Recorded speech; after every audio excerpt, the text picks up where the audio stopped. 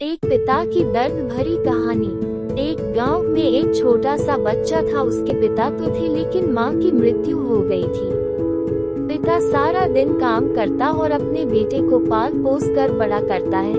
वह सारे सुख अपने बेटे को देता है जो एक मां दे सकती थी। उस पिता ने कभी कुछ नहीं मांगा, सिर्फ इतना ही मांगा कि मेरे बेटे को कोई परेशानी ना हो। दिन बीतते गए, बेटा पढ़ लिख कर अच्छा जॉब भी करने लगता है और वह शहर में रहने लगता है। कुछ दिन बाद वह अपने पिता से मिलने आता है और कहता है, पापा मुझे कुछ पैसों की जरूरत है। मैं चाहता हूँ कि शहर में ही जमीन लेकर अपना घर बना लूँ। पिता इस बात को सुनकर बहुत खुश होते हैं। सोचते हैं कि मेरा बेटा है, एक ना एक दिन नाम करेगा। जिंदगी भर की बचाई हुई पूंजी को निकाल कर अपने बेटे को दे देते हैं। बेटा शहर चला जाता है और उन पैसों से अपना घर बना लेता है। पिता इधर इंतजार करता रहता है कि मेरा बेटा फिर से आएगा, एक ना एक दिन तो मेरे पास आएगा ही।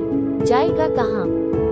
उसके पास अब कोई नहीं जाता था, क्योंकि न ही अब उस पिता के पास पैसे थे और न ही रहने का जगह था। कुछ दिन बाद बेटा फिर लौट कर आता है और अपने पिता से कहता है, पापा अब आप दादाजी बनने वाले हैं। पिता को बहुत खुशी होती है। इस बात को सुनकर वह कहते हैं, तू मुझे मेरी बहू और पोता से कब मिलाएगा?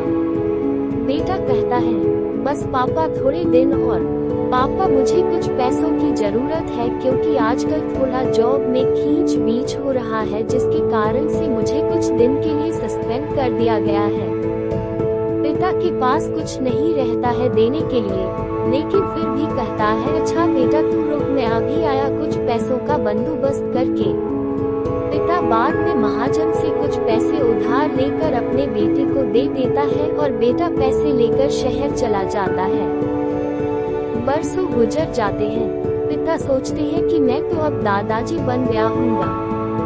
मेरा बेटा पता नहीं मेरे नाती को लेकर कब आएगा।